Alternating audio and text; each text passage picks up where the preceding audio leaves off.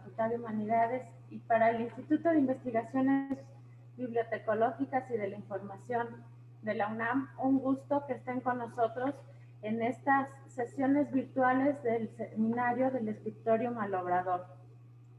Agradezco profundamente a la doctora Yolanda Guzmán Guzmán por haber aceptado inaugurar, tener la conferencia de apertura de este evento. Muchísimas gracias, doctora. Muchas gracias a la doctora Idalia García por la organización de este evento, y gracias a todos los asistentes. El día de hoy nos acompaña la doctora Yolanda Guzmán Guzmán con la plática Fray Luis de Cisneros y la devoción impresa a la Virgen de los Remedios en la Nueva España del siglo XVII. La doctora Guzmán Guzmán es doctora en Historia por el Colegio de Michoacán. Actualmente es becaria postdoctoral en el Instituto de Investigaciones Bibliotecológicas y de la Información de la Universidad Nacional Autónoma de México. Ha realizado también una estancia postdoctoral en el Departamento de Historia Moderna en la Universidad de Sevilla y en el Centro de Estudios Históricos del Colegio de Michoacán. Estancia de investigación en el Instituto Max Planck de Historia del Derecho Europeo, para participar como autora en el proyecto de Diccionario Histórico del Derecho Canónico en Hispanoamérica y Filipinas, siglo XVI al XVIII. Es miembro del Sistema Nacional de Investigadores Nivel 1, 2020-2022, y es autora del libro Los Eslabones de la Redención, el Convento de Valladolid y los Obispos Mercedarios de Michoacán, 1574-1692, así como de capítulos y artículos publicados en prensa. Es integrante del Grupo de Estudios de Religión y Cultura del Colegio de Michoacán y del Seminario de Historia Virreinal en la Universidad de Guanajuato y de la Red Iberoamericana de Historiadores. Doctora, qué gusto poderla escuchar esta mañana. Muchísimas gracias por acompañarnos y la escuchamos. A los asistentes les pido por favor que si van anotando en el transcurso de la reunión conforme surjan sus preguntas en el chat, y al final de la exposición de la doctora yo haré lectura a sus preguntas para que la doctora nos haga favor de responderlas. También a quienes nos siguen por Facebook pueden anotar sus preguntas y de igual manera les daremos lectura para que la doctora las conteste. Muchísimas gracias a todos por su asistencia y la escuchamos, doctora. Gracias. Pues muchísimas gracias, doctora Montiel. Creo que el honor y el gusto es mío. Buenas tardes. Antes de comenzar, pues quisiera agradecerle a las organizadoras de este seminario la oportunidad de poder compartir con ustedes esta investigación sobre una de las obras que cuando me acerqué a ella la primera vez, no me imaginé que fuera tan interesante. Asimismo, también quiero aprovechar para agradecerle al doctor Francisco Miranda del Colegio de Michoacán, quien me invitó a seguir trabajando en esta obra de Fray Luis de Cisneros, justo después de que acabé el doctorado, y quien además me ha facilitado algunos de los materiales, empezando por sus publicaciones. Y pues bueno, después de...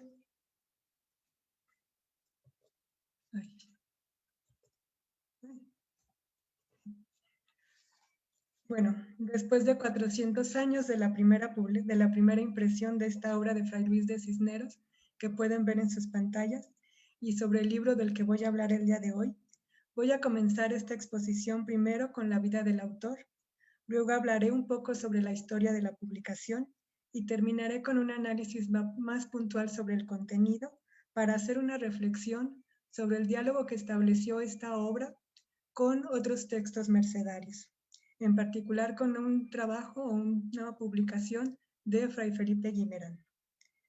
Y bueno, antes de profundizar más, debo reconocer que parte de la información que voy a presentar el día de hoy está basada en una exposición que hice en 2018 en la Universidad de Sevilla en el Seminario sobre Fiesta y Sociedad, que coordinan el doctor Jaime Bernal, la doctora Clara Bejarano y el doctor Alejandro Wang. En esa sesión puse énfasis en las procesiones que se relatan en el texto, tema sobre el que hoy hablaré algo rápido porque me interesa más bien centrarme en la historia de este impreso como objeto de estudio. Y bueno, comenzando con la información sobre el autor. Sobre Fray Luis de Cisneros no se sabe mucho acerca de su vida familiar o antes de su ingreso a la Orden de la Merced. Su vida como fraile se caracterizó por ser un buen predicador y por ser el primer mercedario de la Ciudad de México en ingresar a la universidad para adquirir el grado de doctor en teología. Estos estudios le granjearon la fama de erudición y buenas letras, tanto en el convento como fuera de él en espacios públicos como en la universidad.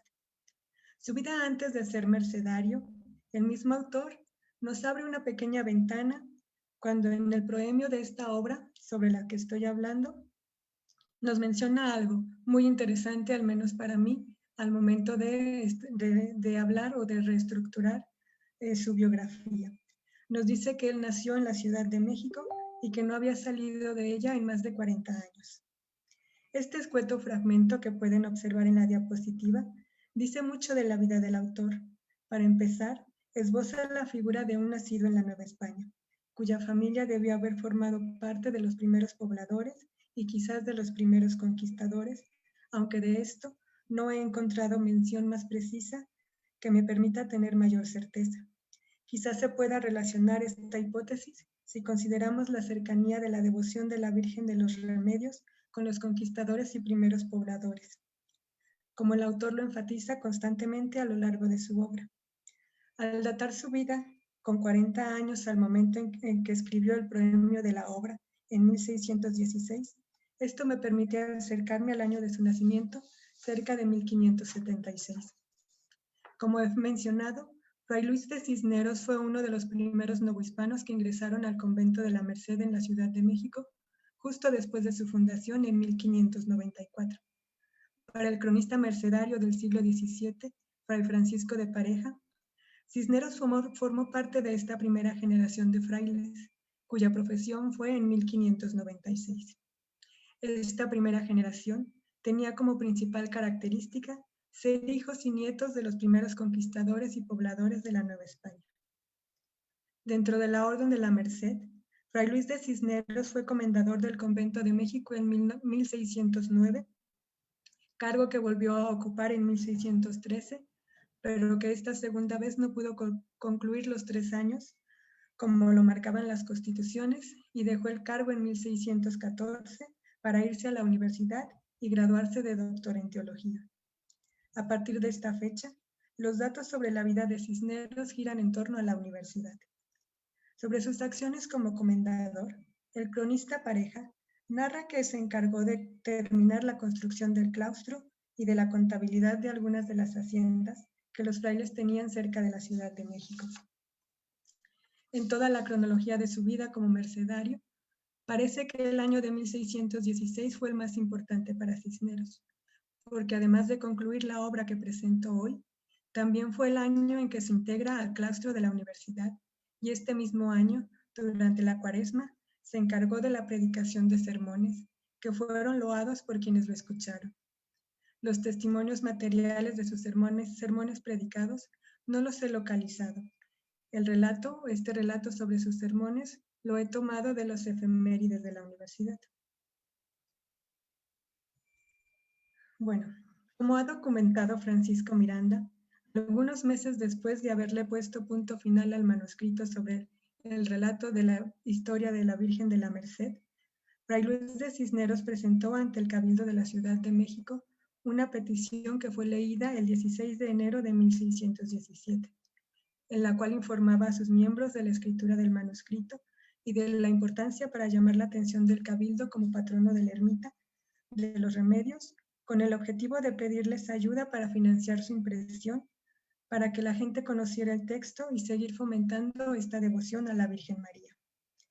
2 días después de haber sido leída la petición del fraile, el Cabildo nombró a don Francisco de Trejo y a don Fernando de Medina para que le dieran las gracias al fraile por la dedicatoria del libro en nombre del Cabildo, pero también para que los disculpara porque no tenían un capital disponible para financiar la impresión.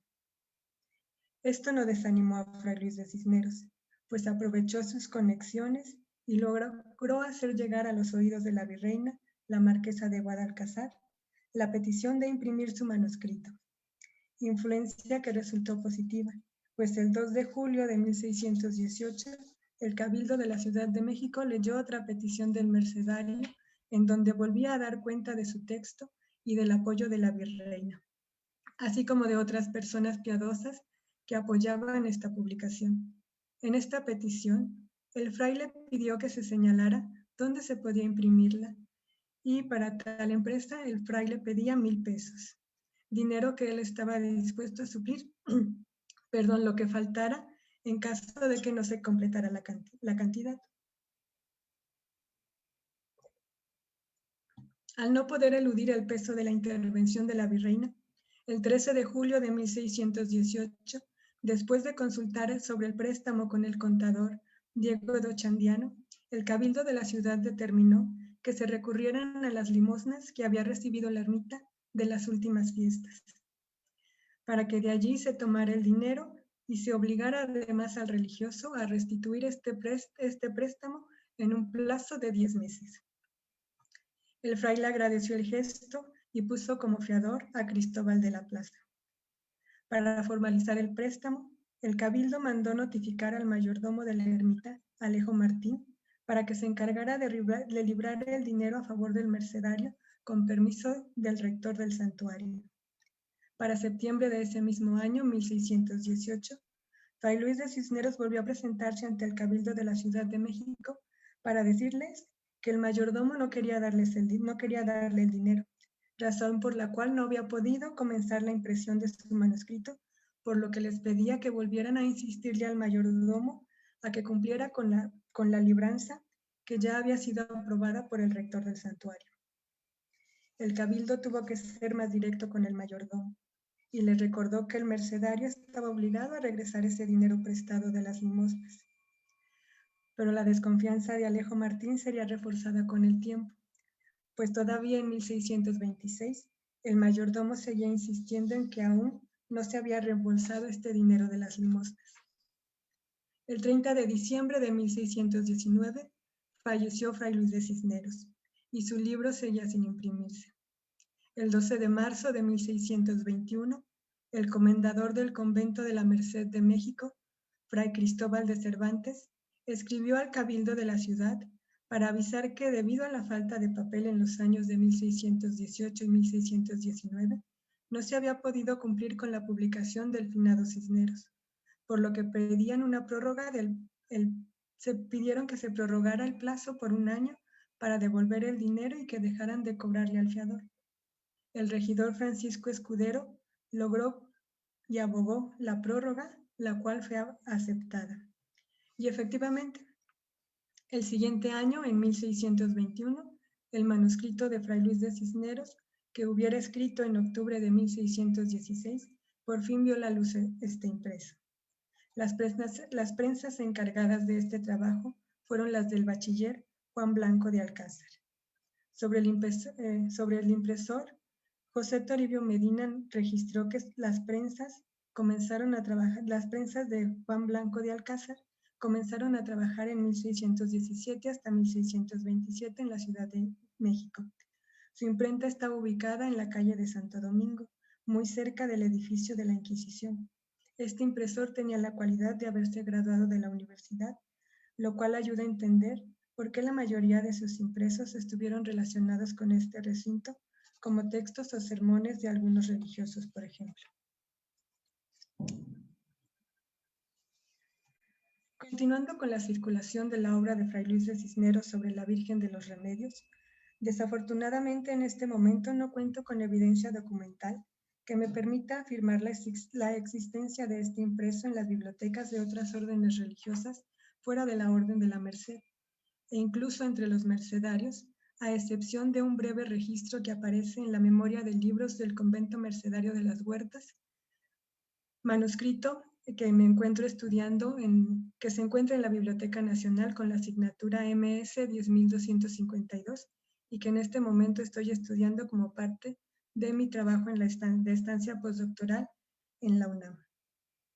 En este manuscrito, sobre la memoria de libros, se encuentra un registro muy somero que como pueden observar en la diapositiva, es algo muy sencillo, solamente nos indica que se trata de una historia de los remedios, de Nuestra Señora de los Remedios, ¿no?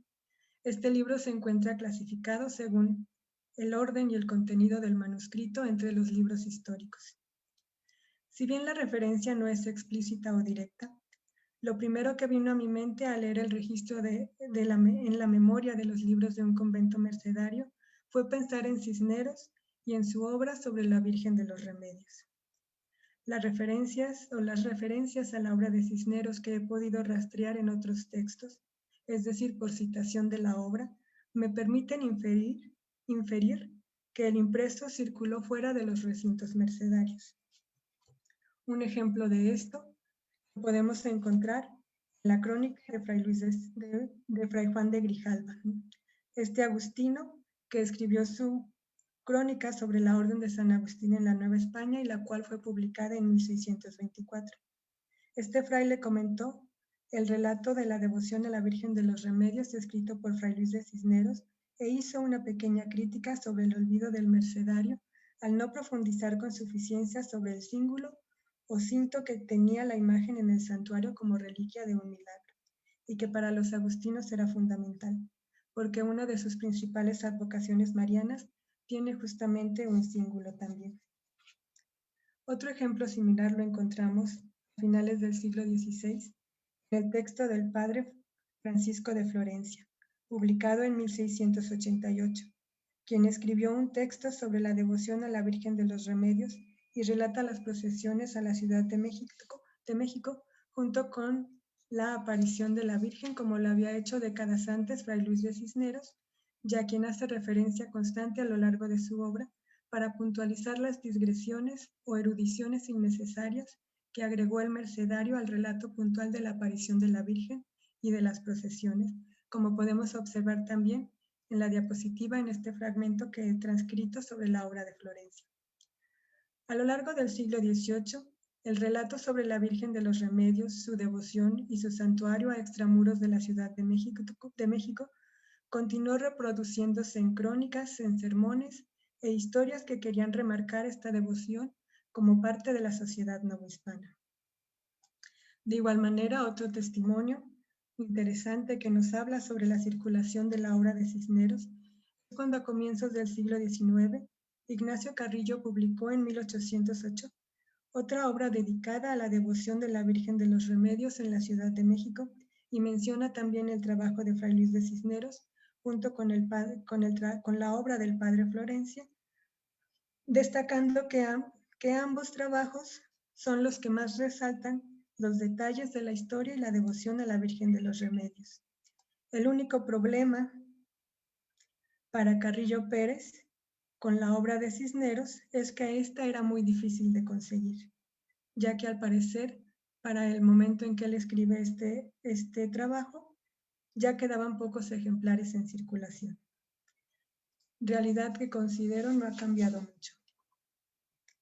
La inquietud de Carrillo Pérez, esta inquietud sobre la escasez de ejemplares del texto de Cisneros, me hace pensar en el número del tiraje de la obra, dato que no he podido localizar, y sobre cuántos ejemplares sobrevivieron al arduo siglo XIX, con toda esta desarticulación de las bibliotecas conventuales o de los colegios de las órdenes religiosas, cuyas colecciones han salido del país o han quedado en fondos privados o públicos.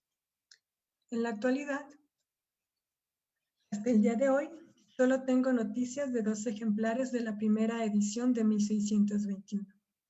Una de ellas se encuentra en la colección Lee Benson en la Universidad de Texas en Austin, edición que fue la base para la impresión facsimilar que utilizó Francisco Miranda en 1999 para el libro publicado por el Colegio de Michoacán y que es la versión que he utilizado para esta exposición y a la que más recurro para trabajar. Otro ejemplar lo ha digitalizado afortunadamente la British Library y se encuentra en acceso libre en la red, y esto me ha facilitado, por ejemplo, la comparación entre ambas ediciones y que hasta ahora pues no he encontrado diferencias sustanciales.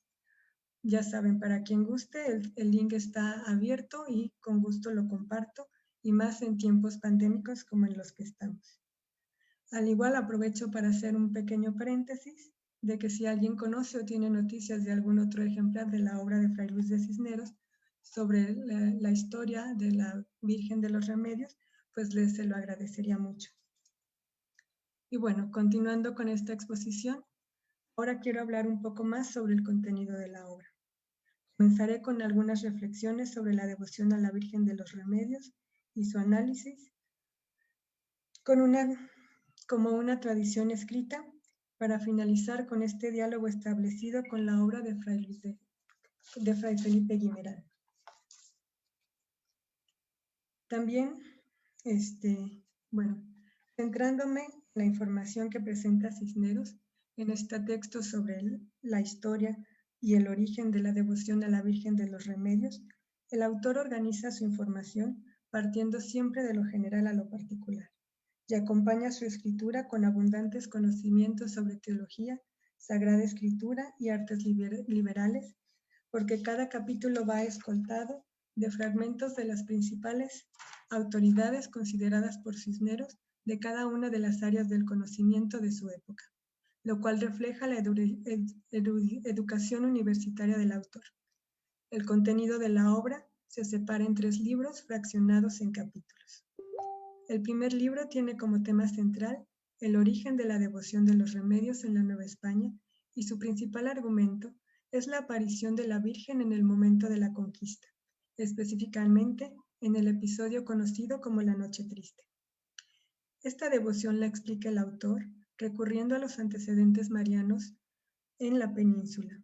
A la narración histórica de la conquista mexicana, el mercedario entreteje el testimonio del indio Don Juan, quien estuvo presente en ese hecho y contó a sus descendientes y coetáneos, y en especial a su hija doña Ana, la aparición e intervención de la Virgen para que las huestes hispanas y los indios aliados no fueran vencidos por los mexicas. Fray Luis de Cisneros pone énfasis a lo largo de su obra en la deuda que tenía la sociedad novohispana con la Virgen, a la cual se le podía atribuir prácticamente toda la conquista. Este primer libro también está dedicado al santuario de la Virgen de los Remedios, como el fraile lo conoció en el siglo XVII. El autor rescató con su narración la decoración que tenía el templo con sus pinturas y sonetos que adornaban las paredes del lugar y que se perdieron en el transcurso del tiempo. El segundo libro está dedicado a las procesiones que hizo la imagen de la Virgen de los Remedios desde su ermita, ubicada actualmente en Naucalpan, en el Estado de México, hasta la Catedral de la Ciudad de México en diversas ocasiones. En particular a Cisneros le interesaron 3, en las cuales se intervenía el cabildo de la ciudad como patrono de la ermita, como veremos en un momento. Esta parte del segundo libro de la obra de Cisneros es muy valiosa, porque nos permite reconstruir cómo eran las procesiones en tiempos virreinales. El último libro, el tercero, que compone esta obra, tiene como tema central los milagros y la taumaturgia de la imagen en la Ciudad de México y sus alrededores. Los elogios a la devoción mariana ocupan la mayoría de los fragmentos narrados por el autor, quien no pierde palabras ni escatima en tinta para señalar la importancia de esta imagen. La devoción a la Virgen de los Remedios en la Nueva España es un tema que ha sido estudiado desde diferentes perspectivas, en especial por aquellos que cruzan la antropología y la historia. Desde el siglo XIX ha llamado la atención de aquellos con interrogantes sobre la identidad de México y los mexicanos, en especial en contraste con la otra gran devoción de la sociedad mexicana, el culto a la Virgen de Guadalupe. A finales del siglo pasado, Solange Alberro dedicó algunas palabras para estudiar la devoción de los remedios en mancuerna con la de Guadalupe en su obra El Águila y la Cruz, publicada en 1999. También con un enfoque interdisciplinario para explicar la conciencia criolla de una sociedad mexicana.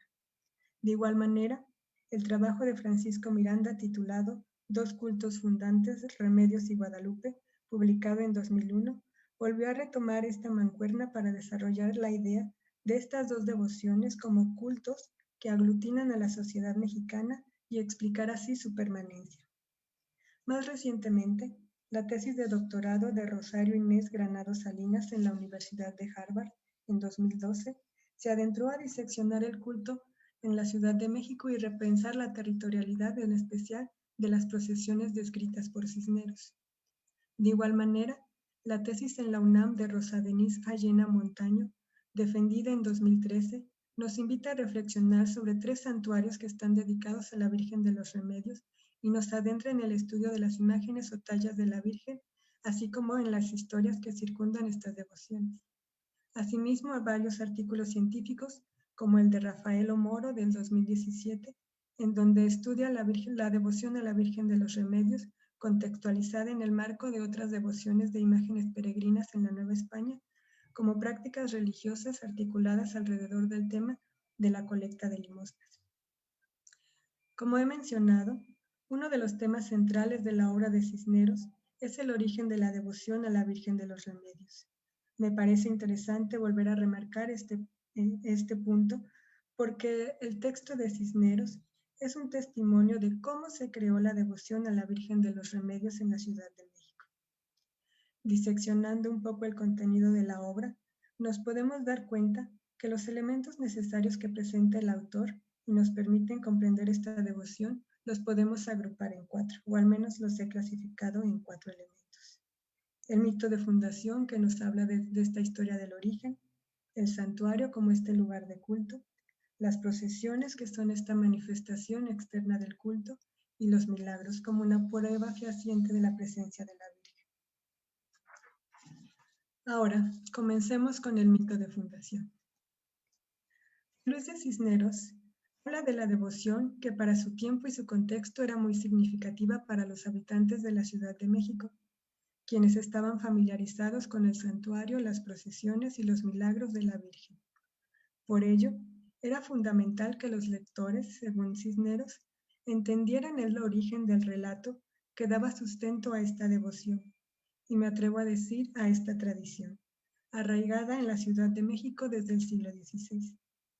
Considero que se trata de una tradición si entendemos esta como las acciones y saberes que dan identidad y cohesión a un grupo determinado por medio de la repetición constante en el tiempo y en un espacio de estas acciones y saberes, como lo han señalado autores como Eric Hobsbawm y Carlos Cerrejón.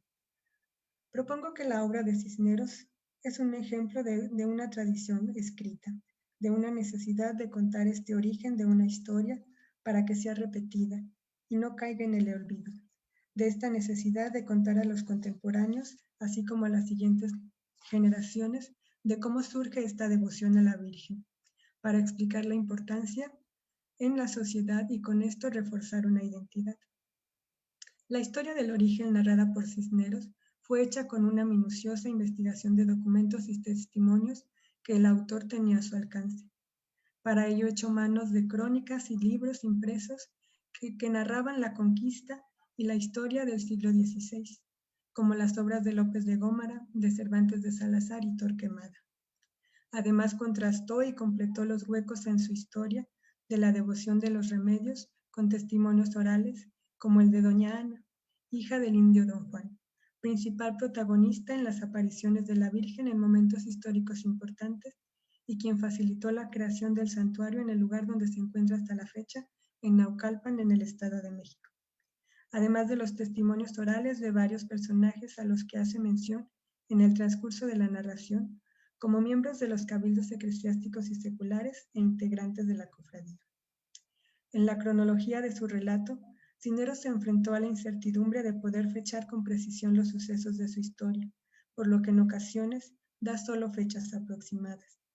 El autor tiene claro que la devoción a la Virgen de los Remedios llegó con los conquistadores españoles que estuvieron presentes en el episodio de la Noche Triste, momento marcado por la primera aparición de la Virgen durante esta batalla, que favoreció a los conquistadores y sus aliados.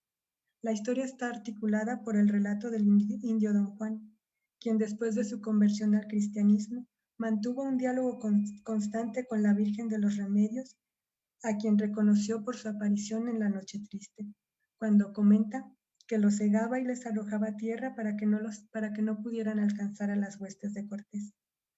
Un día el indio don Juan decidió contar a sus frailes doctrineros, los franciscanos del convento de Tacuba, sus conversaciones y ayudas de la Virgen. Pero ellos no le creyeron, porque se trataba solo de un indio recién convertido. Un día, don Juan fue herido por la caída de un pilar sobre su cadera, y al pedir la intercesión de la Virgen de los Remedios, ésta se le apareció y le dio un cinto para que se lo ciñera y quedó curado por completo. Al contar este milagro a sus doctrineros, ellos le creyeron. Días después, cuando el indio don Juan andaba de caza en un paraje donde había sido el encuentro bélico de la conquista, en la cima de un montículo prehispánico, debajo de un maguey, don Juan encontró la imagen de bulto de la Virgen que tanto lo había ayudado, y se la llevó a su casa, donde la imagen recibía culto primero por la familia del indio y luego por la comunidad del pueblo de San Juan. Pero la imagen se escapaba constantemente para aparecer en el lugar donde la había hallado don Juan. Como mensaje, la Virgen le hizo saber que quería una ermita en aquel lugar, donde ella se había aparecido la primera vez durante la conquista y a donde regresaba constantemente. El indio don Juan convocó a la comunidad donde vivía y entre todos se edificaron la primera ermita a la Virgen de los Remedios. Esta es la base del relato en torno a la devoción de los remedios que relata Cisneros. En esta narración mejor dicho, Cisneros la somete al análisis de fuentes para explicar y entender la importancia del lugar y de la devoción. Como se puede notar, lo relevante de este relato es que se trata de una Virgen aparecida, que repite esta acción al indio don Juan, natural recién convertido al cristianismo y que había luchado en contra de los españoles y sus aliados. Las apariciones de la Virgen en el mismo lugar lo santificaron este espacio e hicieron que se distinguiera de cualquier otro paraje.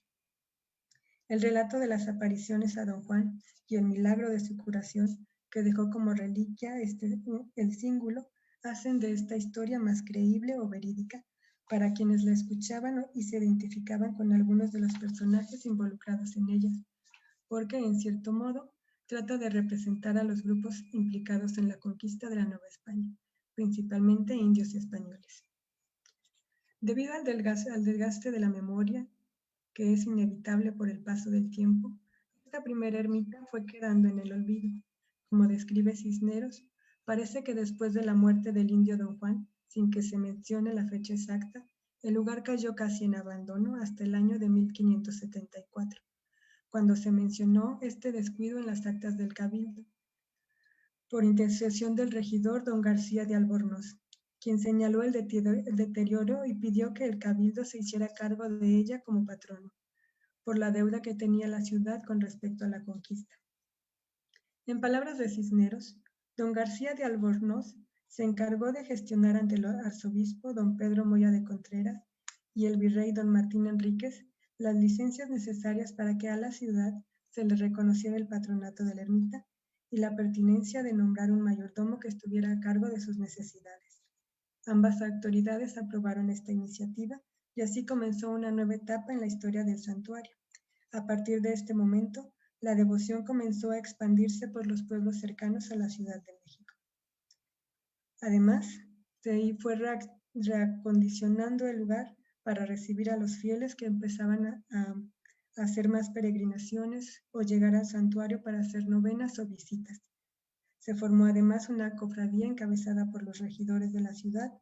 Asimismo, gracias a este patronato de la ciudad, la imagen y el santuario empezaron a recibir donaciones y limosnas que poco a poco fueron mejorando el espacio para su culto y cuyos nombres fueron anotados puntualmente por Cisneros con el objetivo de seguir promoviendo esta devoción.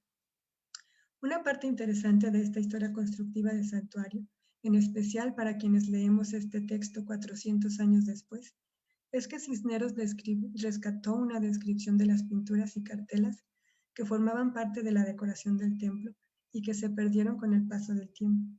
Esta información es valiosísima porque permite la reconstrucción de las pinturas ejecutadas por Alonso de Villasaña en 1594 bajo la dirección iconográfica del clérigo Giuseppe López.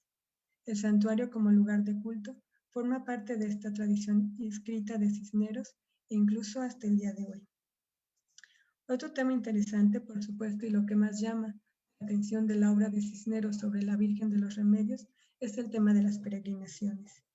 Las peregrinaciones como esta manifestación externa de una tradición. Al hablar de la historia de las peregrinaciones en la Nueva España, una de las principales aportaciones al tema lo ha hecho la investigadora Judith Farré Vidal en su texto sobre fiestas novohispanas publicado en 2013, en el cual la autora reflexiona sobre las peregrinaciones al Santuario de los Remedios y considera que la obra de Cisneros es el principal referente para conocer su origen. Fray Luis de Cisneros, en total, describió solo 3 procesiones, las de 1577, 1597 y 1616.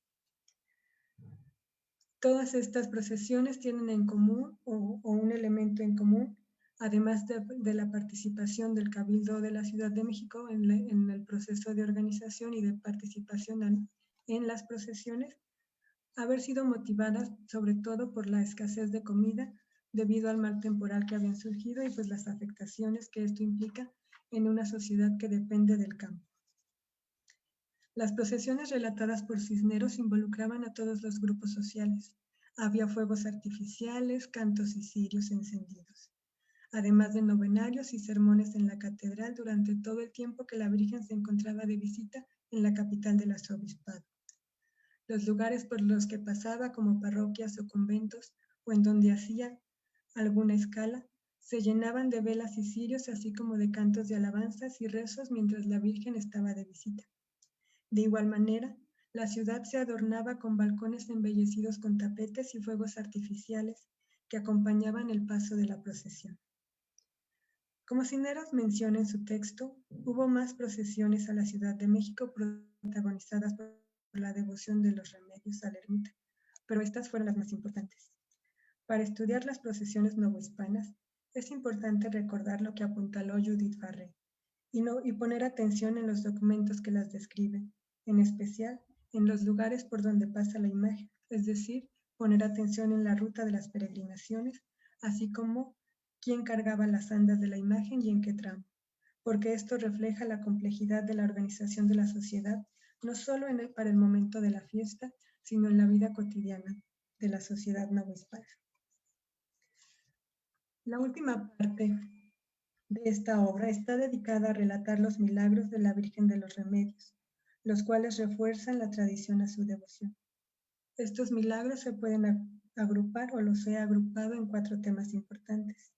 El primero, y considero que es el más importante para Cisneros, es el de la conquista de la Nueva España, cuyo relato está enraizado en la aparición de la Virgen de los Remedios en la batalla de la Noche Triste. Cisneros no deja de enfatizar cuantas veces puede la presencia de esta devoción en tierras novohispanas de la imagen de los Remedios en la conquista.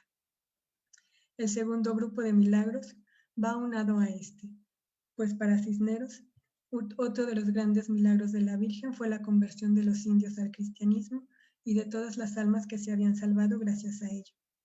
El tercero se centra en los beneficios que recibió, por supuesto, el indio Don Juan después de su conversión y en las diferentes apariciones de la Virgen. Un cuarto grupo son los milagros como reflejos de las necesidades cotidianas de los habitantes de la Nueva España. Un relato que además ayuda a entender la difusión de la devoción de la Virgen de los Remedios, como por ejemplo en temas como ayuda a los viajeros durante las travesías marítimas o para la domesticación de caballos salvajes y las curaciones de enfermos y heridos por diversas razones. Continuando con el análisis de este estudio, continuando con el análisis de esta obra y poniéndolo en diálogo con otros textos mercedarios para comprender su escritura, considero que Fray Luis de Cisneros recurrió al texto mercedario de Fray Felipe Guimerán, de quien además de tomar información sobre la historia de su orden, también tomó datos sobre las devociones marianas que había en España. Asimismo, considero que lo usó como modelo narrativo para organizar la información sobre la devoción a la Virgen de los Remedios en la Ciudad de México, como Guimerán lo había hecho en su obra A la Virgen del Puig en Valencia. La obra de Guimerán que pueden observar en la diapositiva fue publicada en Valencia en 1591. Su objetivo principal, como lo demuestra el título, es contar las andanzas de su orden. La articulación del relato en esta obra tiene como principal aglutinante la profunda devoción a la Virgen María que las primeras mercedarios mostraron por la aparición de la Virgen a su fundador, San Pedro Nolasco, y al rey Jaime I de Aragón, según la tradición histórica mercedaria. Considero que esta forma de contar una historia engranada por la devoción mariana fue lo que atrajo a Fray Luis de Cisneros, no solo para obtener datos de la obra del historiador mercedario, sino incluso como modelo para contar su propia historia sobre las devociones marianas más importantes en la Nueva España a comienzos del siglo XVII. Ambos autores, Guimerán y Cisneros, hacen un breve repaso de las principales advocaciones marianas que había en España y en América, en los conventos mercedarios. A diferencia del primero, Cisneros completa este relato con algunas advocaciones de distintos conventos guatemaltecos y en pocas líneas incluye a la Virgen de la Merced del convento de la Ciudad de México. Un ejemplo de la lectura y uso de la obra por parte de Cisneros lo encontramos sobre todo en el tema sobre los pasos de la Merced en Indias en el siglo XVI. Cisneros es el primer mercedario en incluir a Fray Bartolomé de Olmedo en el episodio de la conquista de la Nueva España y en la historia de la evangelización, junto con otros dos mercedarios que son reconocidos como fundadores de los conventos de Guatemala, antes de la publicación de Bernal Díaz del Castillo, editada por los mercedarios y publicada en 1632.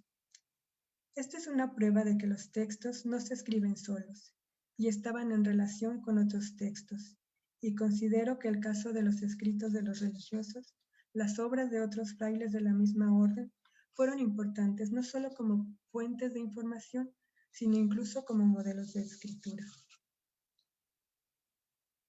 Y bueno, ya para ir cerrando mi intervención en el seminario, quiero reiterar que la obra de Cisneros tiene la virtud de haber puesto por escrito la descripción del culto a la Virgen de los Remedios en la Ciudad de México, lo cual lo convierte en un testimonio de una tradición que debe seguir siendo estudiada. El impreso de Cisneros, conservado en el presente, es escaso, lo cual considero aumenta su valor patrimonial y bibliográfico. También me parece importante señalar que esta advocación mariana no estuvo solamente en la capital del virreinato, sino que también fue importante en lugares como Cholula y Puebla, donde incluso se le conoce a esta advocación como la conquistadora por el relato relacionado a este hecho. Sin embargo, cada uno de estos otros lugares amerita un estudio sobre cómo es contada la tradición de este culto. De igual manera, la devoción a la Virgen de los Remedios no puede disociarse en México de la devoción a la Virgen de Guadalupe, y menos en el siglo XVIII, con los reacomodos en la sociedad novohispana y el reforzamiento de lo que en la actualidad se ha llamado identidad criolla o criollismo de esta centuria. Para la historia de México, la imagen de la Virgen de los Remedios también está presente en los relatos sobre la Guerra de Independencia a través de testimonios documentales que se conservan sobre los enfrentamientos entre los realistas e insurgentes. A todo esto, el estudio sobre la devoción de la Virgen de los Remedios en México debe ser completada, considero yo, con la revisión de los sermones que se predicaban en las procesiones o novenarios y que algunos de ellos se conservan en la Biblioteca Nacional de México. Antes de terminar, me gustaría agregar que en la actualidad, el Santuario de la Virgen de los Remedios continúa difundiendo el relato sobre la historia y el origen de esta devoción, aunque ellos se basan principalmente en el texto que escribió el sacerdote Jesús García Gutiérrez a comienzos del siglo XX, quien rescató información de varios textos sobre el tema que lo habían precedido, algunos de los cuales he mencionado en esta presentación, incluyendo a Cisneros. Esta devoción es una devoción viva, una tradición que sigue presente y que envuelve a la sociedad de Naucalpan y a los demás devotos, sobre todo en los últimos días de agosto y primeros de septiembre. Ya para ir cerrando y finalizar, les presento a continuación algunas de las obras citadas, que no son los libros antiguos, sino sobre investigadores y publicaciones de estudios, digamos, recientes, y en los que me he estado basando para hacer este análisis sobre la obra de Fray Luis de Cisneros y la devoción a la Virgen de los Remedios. Y ya para finalizar, pues no me queda más que agradecerles por su tiempo y su paciencia, y quedo a su disposición para preguntas, comentarios, aportaciones. Así que muchas gracias. Muchísimas gracias a usted, doctora, por esta interesante presentación que articula tantos temas de interés, ¿no? Me complace mucho cómo muestra el hecho de que los impresos novohispanos pueden ser fuente de tanta información de procesos históricos tan relevantes como la religiosidad, como la historia del arte, como la relación entre estos procesos de religiosidad y las autoridades civiles, en fin, una serie de elementos que ha señalado en su intervención que destaca, ¿no? El papel de estos impresos novohispanos y bueno, lo mucho que su estudio tiene que aportar a la historia cultural del periodo novohispano. Muchísimas gracias. Pues a ver, abramos el chat para ver si tenemos preguntas. Usted sabe que tardan un poco en llegar y se desinhiben nuestros asistentes a preguntar. Así que bueno, por favor, está ya habilitado el chat y quien quiera, pues por favor, háganos llegar su pregunta. Hugo, te pido que si hay alguna en Facebook, también me hagas favor de leerla.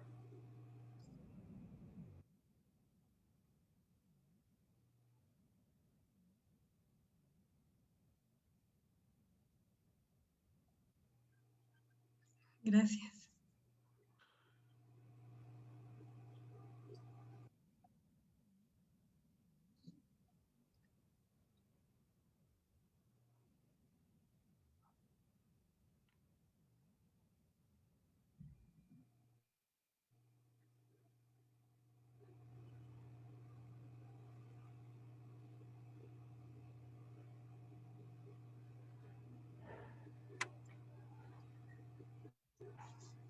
Adelante, doctora.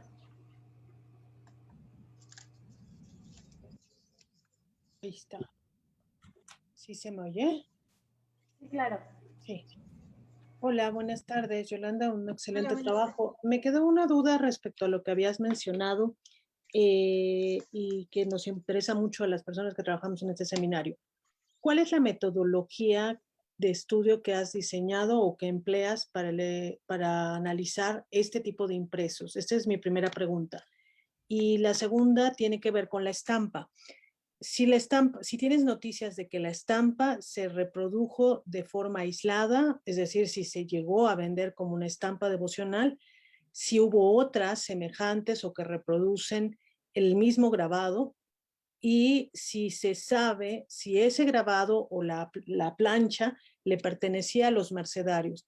Porque una de nuestras más importantes dudas para quienes estudiamos los impresos novohispanos es determinar la posesión de los grabados cuando estos grabados se reproducen varias veces en los impresos. Es decir, aunque conocemos, como Ana Cecilia bien ha estudiado, algunos de los inventarios de las imprentas, lo que no sabemos con certeza es de quién son los grabados cuando no están en esos inventarios. Cuando en esos inventarios dice que tienen esas imágenes, evidentemente pertenecen a los impresores, pero estas no siempre coinciden cuando sabemos que hay una edición financiada directamente por los mercedarios.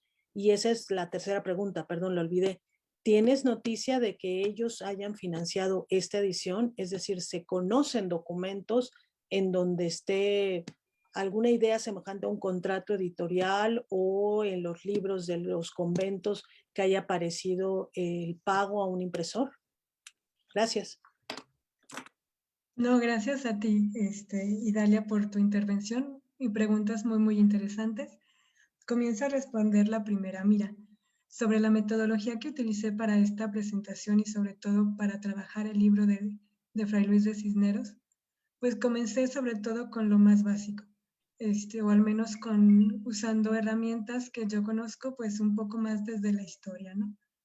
Mi metodología tuvo que ver con hablar de esta historia del impreso, es decir, hacerme preguntas sobre no solo cómo se escribió, sino cómo se logró imprimir este manuscrito, ¿no? de Cisneros, haciéndome preguntas sobre quién es el autor, por qué escribe este texto, cómo logra su impresión y qué nos dice este texto sobre su contexto y cómo dialoga el impreso, digamos, con otros impresos, ¿no?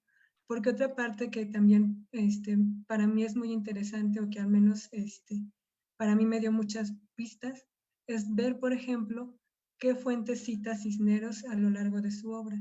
Eso para mí fue muy, muy interesante porque me permitió conocer qué libros tenía acceso Cisneros, ¿no? A qué libros tuvo acceso Fray Luis de Cisneros, no solo al texto de Guimerán, sino a todos estos textos a los que recurrió, sobre todo para el tema de la historia de la conquista, por ejemplo, pero también esta erudición, porque en verdad la crítica que le hace el padre Florencia a finales del siglo XVII sobre que pues pierde mucho tiempo en hablar de detalles innecesarios, en lugar de centrarse directamente en la devoción o en la historia de la devoción, pues es cierto, ¿no? Fray Luis de Cisneros ocupa buenos párrafos hablando de doctores de la Iglesia, citando a doctores de la Iglesia, citando la Sagrada Escritura, haciendo referencia a autores que le permitan reafirmar y le permitan, digamos, como consolidar su principal argumento en torno a la importancia de esta devoción. Para mí la metodología o la forma de acercarme a este documento fue sobre todo más pues desde la historia, ¿no? Y haciendo uso de lo que yo conozco como historiadora, ¿no? Es decir, de este análisis un poco más historiográfico, ¿no? De poner atención en cómo se organiza la información, quién es el autor, por qué se escribe, cuáles son sus fuentes y qué nos dice este texto sobre su contexto, ¿no? Es decir, poner pues, el texto en su contexto, ¿no? Sobre las estampas, esta parte no estoy segura, lo que yo alcancé, lo que tengo revisado sobre todo de la historia del impresor, de Juan Blanco de Alcázar. Una parte la tomé, por supuesto, de Toribio Medina, que fue el que me dio como un poco más de pistas sobre el impresor. Y con respecto a los impresos, pues consulté esta página que la puse en esta página de hizo la profesora Guadalupe sobre los impresos en los libros, ¿no? Entonces, básicamente me baso en eso. No tengo noticias hasta ahora de si esta imagen fue única y exclusivamente de la Orden de la Merced, como lo relata la profesora Guadalupe Rodríguez, al parecer es del impresor, ¿no? Sé que sí hubo impresión de estampas de la Virgen de los Remedios, porque al menos Cisneros describe de cómo se hace esta divulgación o esta difusión de la devoción a la Virgen, pero no tengo noticias ni de que la Orden de la Merced haya estado detrás de ellos, es decir, que la Orden de la Merced se haya encargado en particular o personalmente, digamos, pero que la Orden de la Merced haya estado detrás de esta impresión de grabados o de estampas. Por ahora no, al menos no en relación con esta Virgen de los Remedios de la que nos habla Cisneros. Sé que la Orden de la Merced, no aquí en México, pero sí tengo noticias sobre sus acciones en España, sobre todo cuando se trata de las canonizaciones de sus santos. Ahí sí, la Orden de la Merced sí se encarga de difundir estampas o grabados sobre los santos canonizados de la Orden, ¿no? Sobre las noticias para financiar este impreso de Fray Luis de Cisneros, más allá de lo que ha rescatado Francisco Miranda y que pone en parte lo escribe en esta introducción que hace a la obra de la edición de 1999 y también en su texto sobre el culto de Remedios y Guadalupe. más allá de lo que se menciona de cómo el fraile mercedario fue y pidió el dinero al cabildo y de cómo después de que fallece el comendador dice que pues le den una prórroga y la obra se imprime en 1621.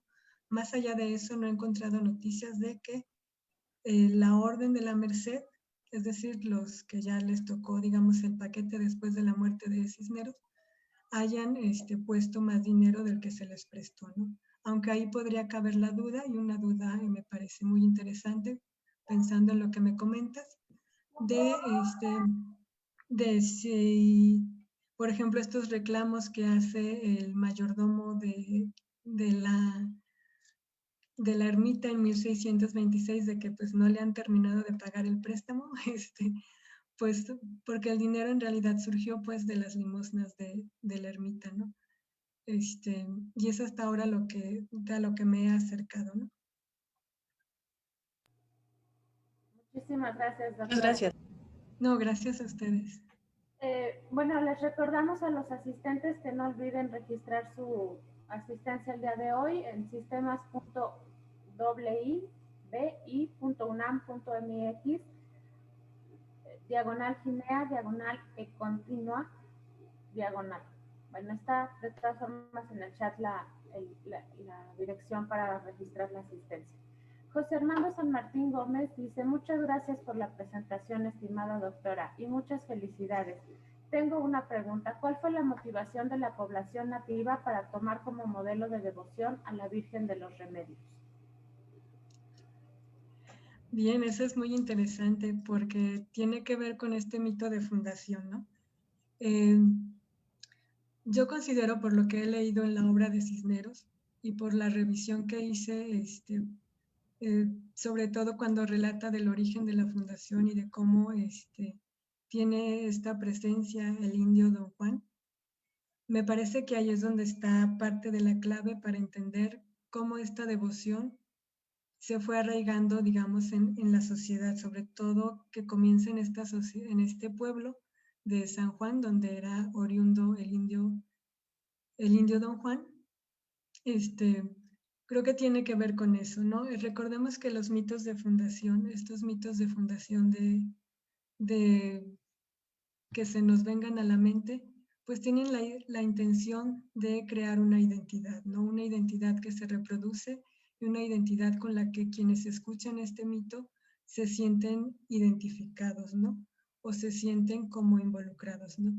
El mito de fundación de la Virgen de los Remedios, relatado por Cisneros, por supuesto tiene esta particularidad de que uno de los protagonistas es justamente el indio Don Juan, ¿no? Que tiene como principales características ser un indio recién convertido al cristianismo, un indio que durante la conquista participó del lado de los mexicas, es decir, que se opuso a la presencia española y a sus indios aliados y que de repente, por intercesión de la Virgen, pues, bueno, por intercesión y pues gracias a su conversión al cristianismo, pues resulta ser el principal, o tiene la gracia o la virtud, por decirlo de alguna manera, de que fue testigo de las apariciones de la Virgen, ¿no? Entonces, en ese sentido, creo que en ese relato del que habla Cisneros y leyéndolo con mucha precisión, puede ayudarnos a entender cómo es que se logra ir instalando poco a poco esta necesidad o es más bien esta manera de identificarse con la Virgen de los Remedios, ¿no? Algo que por supuesto continúa hasta el presente, ¿no? Y es aquí donde es importante retomar pues este concepto de cómo estudiar una tradición, ¿no? Y cómo seguir estudiando los mitos o los cultos fundantes, ¿no? Creo que parte de la respuesta está en eso, ¿no? En estudiar a los mitos o estos cultos fundantes o estas tradiciones, ¿no? Pero muchas gracias. Gracias a usted, doctora. Odeta Ida Colunga Meléndez pregunta si puede repetir, por favor, justamente el autor que mencionó para estudiar las tradiciones novohispanas, y también nos comenta que en caso de hallar algún ejemplar del Padre Cisneros en el fondo reservado de la Biblioteca de México, con mucho gusto se lo hará saber. Gracias, eso se le agradecería mucho. Miren, sobre las investigaciones para estudiar este tema sobre las tradiciones, las procesiones, las fiestas en la Nueva España, yo usé sobre todo el texto que pueden observar aquí de Judith Farré Vidal, que es de Espacio y Tiempo de Fiesta en la Nueva España, publicado en 2013. Y también les recomiendo mucho a estos dos autores, este pequeño artículo de Carlos Cerrejón Peredo, donde hace una descripción o al menos puntualiza algunos elementos para estudiar a las tradiciones. Y también el texto, bueno, la introducción que hace Eric Hobsbawm a esta publicación de la invención de la tradición, ¿no? Me parece que al menos a mí, como historiadora, pues me ayudaron mucho estos dos textos para seguir profundizando en el tema, sobre todo de la Virgen de los Remedios. Cuando uno piensa en las fiestas novohispanas o en las procesiones novohispanas, ahí por supuesto la bibliografía es un poco más amplia. Está no solo el texto del profesor Rafael Moro, sino también el profesor Tomás Calvo ha publicado algo sobre estas imágenes peregrinas y sobre estos santuarios en la Nueva España, por ejemplo. La doctora Nelly Sigó también ha publicado algo sobre fiestas en la Nueva España, pero sobre todo fiestas más, digamos, de tipo, lo que podríamos llamar como civil, más o menos. Y en fin, ¿no? La bibliografía es algo vasta. No sé si guste más bien escribirme un correo electrónico y con gusto le mando las referencias que tengo y que he ido acumulando en el transcurso de los años que llevo investigando este texto, ¿no? Pero gracias. Gracias a usted. Martina Bertone felicita a la doctora por su exposición. Y Patricia Enríquez de los Ríos pregunta en qué año llegó la Orden de la Merced a la Nueva España. Bien, eso es muy interesante porque la historia de la orden tiene como varias facetas, ¿no? Oficialmente o en teoría, digamos, o la fundación oficial de la Orden de la Merced, es decir, cuando funda un convento y establecen un convento en la Ciudad de México, es en 1594. Si pensamos la Nueva España como virreinato, es decir, incluyendo los territorios de la Audiencia de Guatemala, la Orden de la Merced llega desde 1536 más o menos, que es cuando empiezan a establecerse en Ciudad de Guatemala y en algunos puntos de lo que ahora es Centroamérica, ¿no? Pero si nos quedamos solo con la Nueva España entendida como México, el país actual, la Orden de la Merced se establece en 1594. Sin embargo, para los historiadores mercedarios o para la tradición histórica mercedaria, ellos reconocen, por supuesto, la participación de Fray Bartolomé de Olmedo, ¿no? Este fraile que venía con Hernán Cortés y que muere en 1594. Sin embargo, pues en la Ciudad de México la orden tuvo, digamos, como varios problemas para establecerse desde fechas tan tempranas y pues lo pudo hacer, digamos, ya hasta 1594, ¿no? Cuando ya el trabajo de la evangelización ya había sido repartido entre estas grandes órdenes, ¿no? Franciscanos, dominicos y agustinos. Y la fecha tradicional o la fecha que las crónicas y los trabajos, sobre todo de la orden mercedaria, consideran como punto de partida es 1594, ¿no? Gracias, doctora. Le damos la palabra a Heli Reyes, por favor. Adelante, Heli, escuchamos.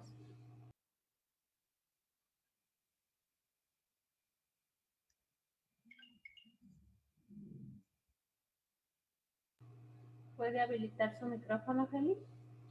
Sí. Sí, buenas tardes.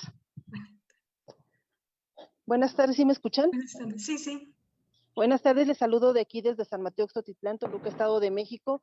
Muy interesante la charla que nos comparte doctora Yolanda. Comentarle que yo estoy en estos días a punto de hacer un recorrido aquí en el convento de la Merced, que está aquí en Toluca. Tiene una biblioteca muy amplia y pues con mucho gusto yo pudiese investigar acerca de lo de los mercedarios también.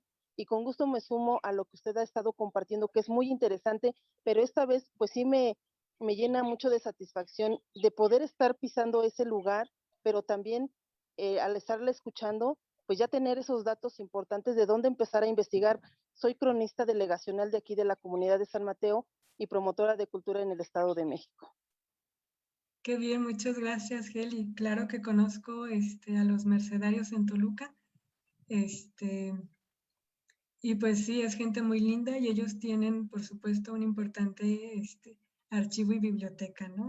Que espero que cuando las cosas de pandémicas mejoren un poco y lo permitan, pues poder estar con ellos, ¿no? Y poder entrar, ¿no? O revisar algunos de los textos que tienen, porque sí, una también de mis preguntas es saber si ellos conservan un ejemplar de 1621 sobre la obra de Cisneros, ¿no?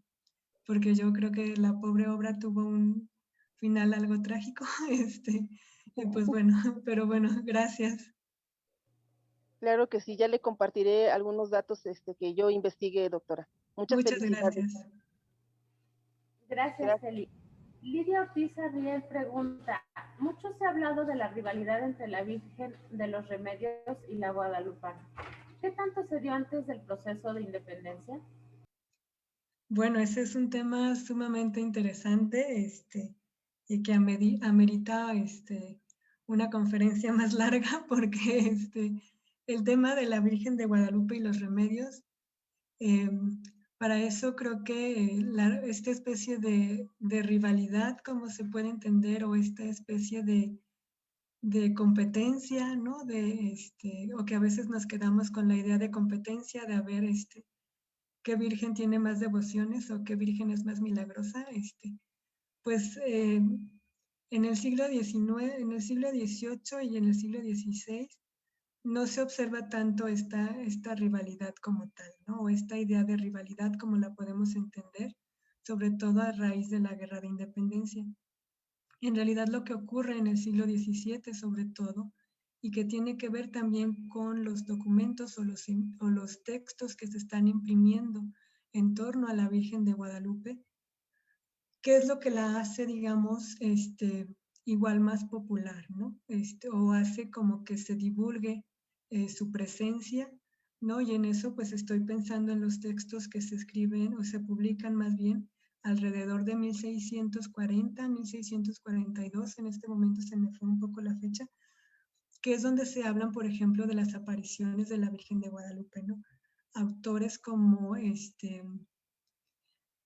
mismo padre Florencia, del quien hablé un poco en la presentación, él tiene también textos muy interesantes sobre estas devociones marianas y de cómo poco a poco se van difundiendo en el territorio y cómo, digamos, dependiendo de quién lo mire, a veces es más importante una y a veces es más importante la otra, ¿no? O dependiendo de en qué lugar se esté, a veces es más importante Guadalupe o a veces es más importante los remedios, ¿no?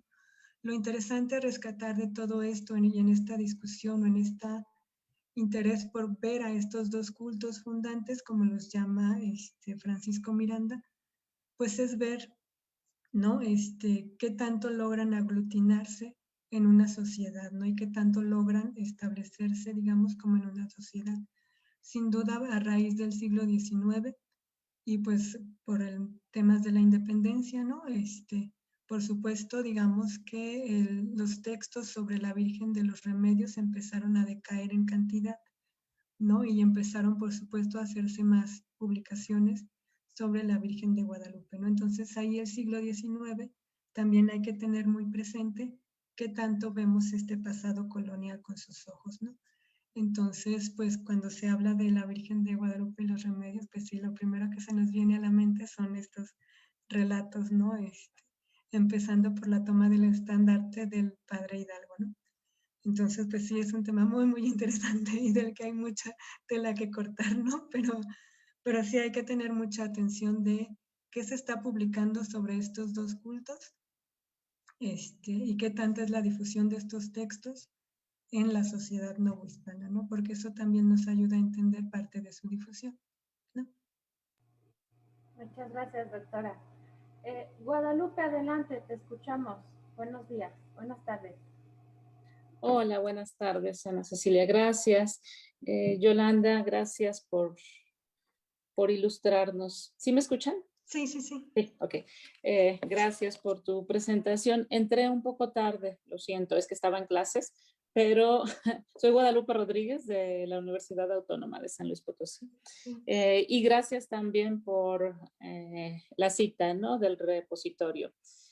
Yo tengo una duda sobre la imagen específicamente. ¿Cuáles son los atributos de la Virgen?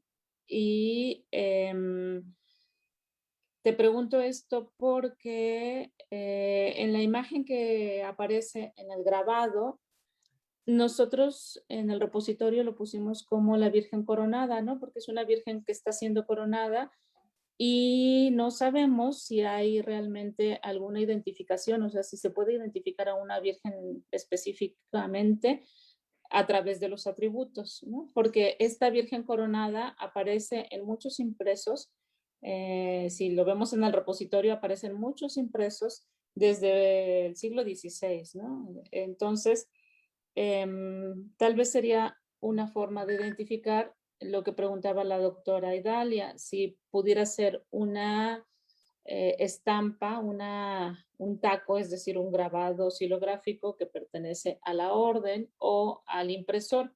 No sabemos si aparece este grabado en otras ediciones de este impresor porque la investigación está en marcha y con la pandemia pues estamos atorados.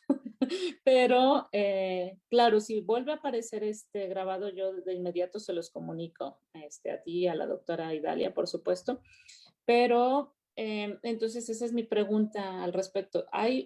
¿Cuáles son los atributos de la Virgen, de esta Virgen específicamente, y si se podría relacionar algún atributo con el grabado que estamos viendo o no? Sí. Sí, muchísimas gracias, doctora Guadalupe, y la verdad, pues el honor es mío, gracias por su intervención, y creo que sí, usted es como, muy interesante, y creo que usted podría responder un poco mejor la pregunta que anteriormente hizo la doctora Idalia, porque efectivamente cuando yo vi este grabado, que aparece por supuesto en las ediciones de Cisneros de 1621, para mí es una Virgen de la Encarnación, Ok. y es una Virgen, una Inmaculada Concepción, perdón. Ajá, sí. Es una Virgen Inmaculada, ¿no? Que bueno, eso me hace pensar, por supuesto, en todo este tema de las advocaciones marianas, de los dogmas marianos y de cómo se representan cada uno de los dogmas marianos, ¿no? La Virgen de los Remedios en particular hace referencia a este dogma mariano de la Virgen María como Madre de Dios. Entonces suele ser una Virgen que va acompañada siempre de un niño Dios, ¿no? Y siempre trae un niño Dios en las manos.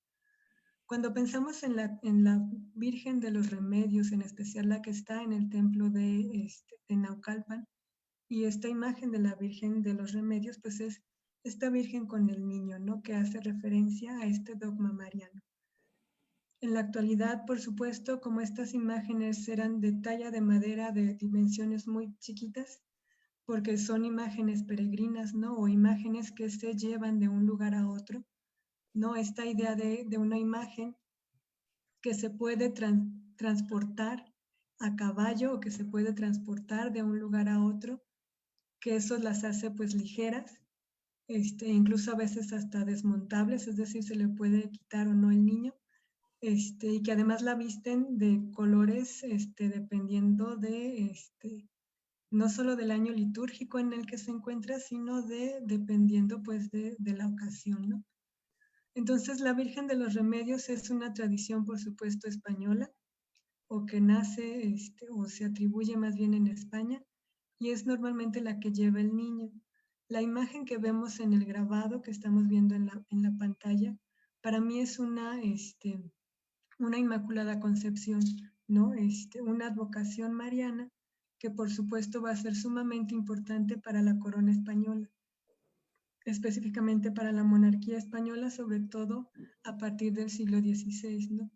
La Inmaculada Concepción también tiene toda una historia y tiene toda una trayectoria, Ya ha habido varias publicaciones al respecto. Por eso es que a mí me llamó mucho la atención que este grabado estuviera con la Virgen de los Remedios, ¿no? Porque a veces creo que la diferencia entre una virgen y otra, pues, no siempre nos queda claro, ¿no? Pero para mí, la Virgen de los Remedios es la que lleva al niño, y la que vemos aquí es una Inmaculada Concepción, ¿no? En fin, ese es un tema muy, muy interesante que me hizo pensar en todas las advocaciones marianas y sus dogmas. Pero la imagen que está por acá, por aquí la tengo, esta chiquitita. Sí. Esta chiquitita que es esta talla, digamos, de madera, que es, digamos, como la base a la que se le viste, se le cambia el atuendo y demás. Es en realidad la original, ¿no? O en la que está, o la que se conserva, ¿no? Entonces, como podemos ver, pues es una talla pequeña, con elementos muy sencillos y que lleva al niño Dios, ¿no? En las manos, ¿no? Y es como para mí lo básico, ¿no? No estoy muy segura de qué otros elementos más puntuales podamos decir sobre la Virgen de los Remedios, es decir, por ejemplo, el color de las vestimentas, ¿no? Que a veces nos ayuda a identificar una advocación mariana de otra, ¿no? En este caso, la verdad, no estoy segura porque le cambian de atuendo, digamos, ¿no? O se le sigue cambiando de atuendo. Pero esta pequeña talla de madera, digamos, es la que se conserva. Claro, bueno, muchas gracias. A usted, gracias. Sí, yo creo que por ahí podría empezarse a ver la relación, ¿no? Del grabado que aparece en este impreso y así, a simple vista pareciera que no forma parte de un taco que sea de la orden, ¿no? Más bien Sí. pareciera del impresor, pero habría que ver si vuelve a aparecer este grabado en ese mismo impresor o en otras ediciones de otros impresores. Como nosotros seguimos trabajando en esto, ya les avisaremos, repito, y también nos sirve muchísimo su trabajo porque nosotros no somos expertas en iconografía, de modo que todo esto que ustedes están haciendo abona muchísimo también para que nosotras vayamos identificando. Digo nosotras porque ahorita somos investigadoras, pero después se integrarán otros investigadores también. Y para poder ir identificando y ser más precisos también en nuestra propia descripción. Así que tu trabajo nos ayuda muchísimo. Muchas gracias. No, pues gracias a usted porque creo que en ese sentido comparto su inquietud de que el grabado, este grabado de una Inmaculada Concepción, pues tiene más que ver a lo mejor con el impresor que propiamente con la orden, ¿no? Porque la Virgen de la Merced, en el siglo XVII tuvo diferentes formas de representarla, digamos. Y por supuesto ahí sí, la Virgen de la Merced sí se identifica con el escudo mercedario, ¿no? O sea, en algún momento, en algún punto, o en alguna parte de la imagen de la Virgen de la Merced, le ponen el escudo mercedario, ¿no? Y la Virgen de los Remedios, a pesar de que en la tradición mercedaria hay un convento, me parece que es en el convento de Madrid, si mal no recuerdo el relato que hace Fray Luis de Cisneros. Ahí se encuentra una Virgen de los Remedios, ¿no? Que es una virgen con un niño en la mano, ¿no? O cargando a un niño, ¿no?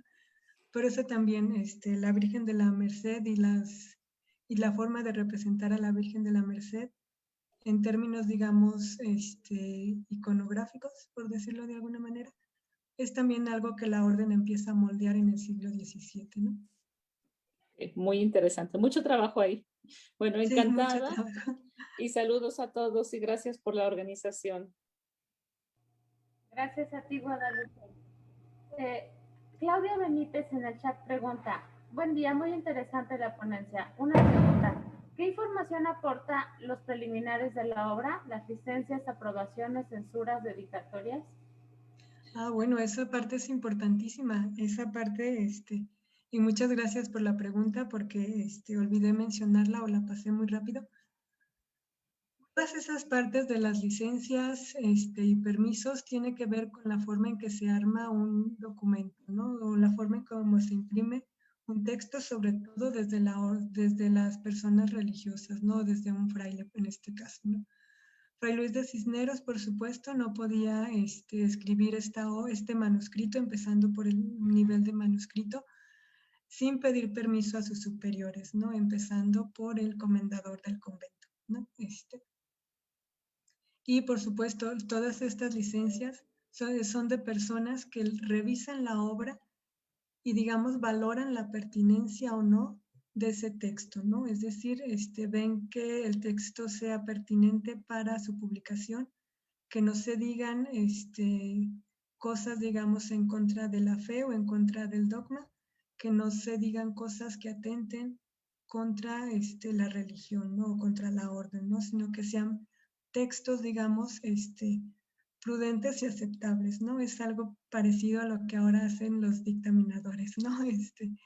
Que revisan nuestros textos y nos dicen si es puntual o no, ¿no? Algo así responden a todas estas licencias, ¿no? Y por supuesto todas estas licencias y autorizaciones tienen que ver, por supuesto, con el proceso de impresión de un libro, ¿no? Que al menos para el caso de los religiosos siempre va a ser importante que tengan la autorización de algún superior de la orden, ¿no? Gabriela Sandoval dice, en las crónicas se habla de una Virgen de los Remedios que trajeron los españoles y que fue también llevada por Hernán Cortés a las Sigüeras. ¿Qué diferencia tiene con la que se le apareció al indio Juan? Se menciona que estaba escondida en un maguey. ¿Es la misma? Mira, esa pregunta es sumamente interesante y es algo a lo que Fray Luis de Cisneros también le dedica un espacio, a distinguir esta imagen que acompañaba a Hernán Cortés, ¿no? Que no queda claro bien, parece que era un lienzo, o no sé si era una escultura, incluso al mismo Cisneros como que no le queda del todo claro, porque incluso él habla y él rescata la narración de un soldado que venía con Cortés, que menciona el nombre, Villasaña o algo así, se me fue el nombre. Cisneros nos habla justamente de cómo hay como diferentes versiones, por decirlo así, de la presencia de la Virgen de los Remedios, ¿no? La imagen que traía este soldado que venía con Cortés, me parece, era una imagen de lienzo, que es la que se lleva a Cortés a las Sigüeras y que, digamos, acompaña a las huestes por todos los lugares donde estuvo el movimiento de reconquista. Según la historia del mito, o según la historia del origen de la imagen de la que nos está hablando Cisneros, que es esta imagen de talla, es una imagen aparecida, ¿no?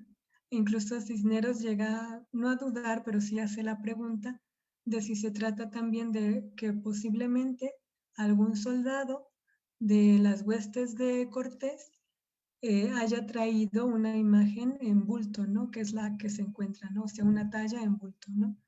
Esa es una duda que también Cisneros la toma en cuenta o también Cisneros la desarrolla un poco y él prefiere quedarse con la versión de que se trata de una imagen aparecida, ¿no? Y eso también es algo que ha llamado la atención de investigadores contemporáneos, ¿no? Saber identificar las diferentes versiones o las diferentes imágenes que se difundieron en la Nueva España, ¿no? Y poder identificar, ahora sí que quién fue el primero que la trajo, ¿no? Que eso es algo complicado. La tesis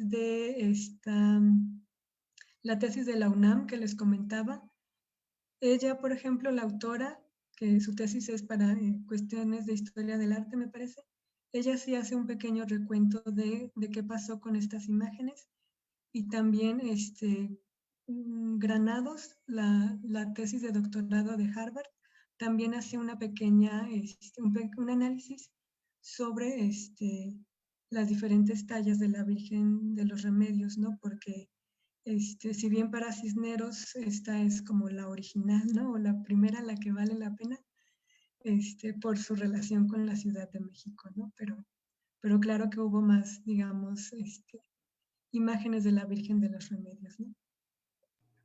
Gracias. Ernesto del Jesús y Gabriela Sandoval, si nos permiten, al final daremos algunos anuncios de carácter técnico respecto al sistema del registro. Por lo pronto escuchamos a José Quesada. Adelante, José.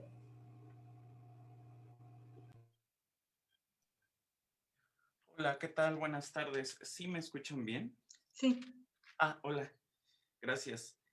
No, pues la ponencia me pareció realmente muy interesante por todos los temas que abordas, desde la participación de la virreina y los cabildos civiles, si es que entiendo bien, esta cuestión de las licencias, esto que sigue siendo una devoción viva, elemento que me parece interesante, porque justo como desde la época del virreinato hasta la fecha, estas cuestiones siguen, ¿no? En fin, muy rica la participación. En ese sentido, mi pregunta va en cuanto a el proceso quizá editorial de la obra que estudias. Como nos comentaste, esta se imprimió en 1621 y tuvo una circulación en los conventos, no solo en el de la Merced, sino en algunos otros, como lo documentaste. En ese sentido, o bajo esa lógica, yo quería preguntarte si esta obra tuvo reediciones posteriores después de 1621, o si solo quedó ahí, o digamos, o estuvo la edición de 21 y circuló también el manuscrito. ¿Cómo fue este proceso de, no sé si llamarlo de expansión del impreso, del manuscrito, y hasta qué punto llegó en los siglos del virreinato? Es decir, ¿se estancó en 1621 o fue dejando su impronta en los siglos posteriores? ¿No? Porque no sé si esta fue la base a partir de la cual se desarrolló todo la devoción de los remedios, o de ahí surgieron derivaciones. En fin, no sé si me explico cuál es la lógica de las preguntas. Muchas gracias y buenas tardes. Mi No, nombre es gracias José a Luis. ti. Gracias a ti, José Luis. Muy interesante pregunta y creo que esta pregunta es súper medular. Mira, sobre la circulación del manuscrito y su edición, efectivamente la primera edición es de 1621. Y hasta donde tengo noticias, no se hizo ninguna otra edición de la obra en completo hasta 1999, que es la que publica Francisco Miranda con ayuda del Colegio de Michoacán, que es esta de acá. ¿No? Se publicaron, digamos, al menos sé que el santuario de la Virgen de los Remedios, en este rescate o en esta idea de seguir promocionando la devoción, ha publicado fragmentos, no solo de la obra de Cisneros, sino de este sacerdote que les comentaba, al final, Jesús García, me parece, y ya, ¿no? Entonces, para mí esta es la edición que hace el Colegio de Michoacán a través de Francisco Miranda. Me parece que el interés del editor pues fue justamente hacer otra edición del texto de Cisneros, ¿no? Como pudieron ver en la presentación, pues el texto circuló, o sea, yo quiero suponer que fue el impreso, el texto impreso, porque del manuscrito no tengo mayores noticias. Del manuscrito, ese sí, no estoy segura de si circuló, al menos entre los conventos mercedarios. De ese sí no podría decirte mayor información. O sea, la información que tengo es sobre el impreso. O sea, una vez que sale de las prensas de Juan Alcázar, ¿no? Y esta obra me parece, por eso me interesó poner el testimonio de Carrillo Pérez, ¿no? Quien dice que hay pocas ediciones circulando, ¿no? Del texto de Cisneros. Incluso hay una parte ya en el contenido de su obra que Carrillo Pérez dice que él tuvo que consultar una versión impresa del manuscrito de Cisneros que ya estaba muy maltratada, ¿no? Que ya estaba muy, muy rota, muy maltratada, pero que igual se la facilitaron, ¿no? Entonces, ese testimonio de Carrillo Pérez a mí me ayuda al menos a tener una idea de que las ediciones circularon, ¿no? Que no hubo más ediciones del manuscrito en el en el periodo virreinal, y que la siguiente edición, digamos, es la que hace ya el Colegio de Michoacán, pues en 1999, ¿no? Hasta ahora eso es lo que yo tengo, digamos, como en el panorama, ¿no? Digamos, en ese sentido, en términos de ediciones. Y sobre el manuscrito, ese sí, la verdad, no tengo mayores datos, ¿no? Incluso si se conserva en algún repositorio, por ahora no. Lo que he encontrado en catálogos, lo que he encontrado en internet, o es la edición que hace Francisco Miranda, o las que les comenté de la Universidad de Texas y la que hizo la British Library, ¿no? Entonces, en ese sentido sería lo que podría decirte, ¿no? Ya, qué interesante y qué raro que solo se haya publicado en 1621. Sí, qué extraño. Oye, y otra pregunta, porque justo la tenía aquí anotada, pero me la brinqué dentro de la misma pregunta. ¿Cuál fue la recepción de esta obra o sea, en México y en España, además de los señalamientos críticos que tú ya hiciste, ¿no? De la misma obra, pero me refiero, por ejemplo, con de repente,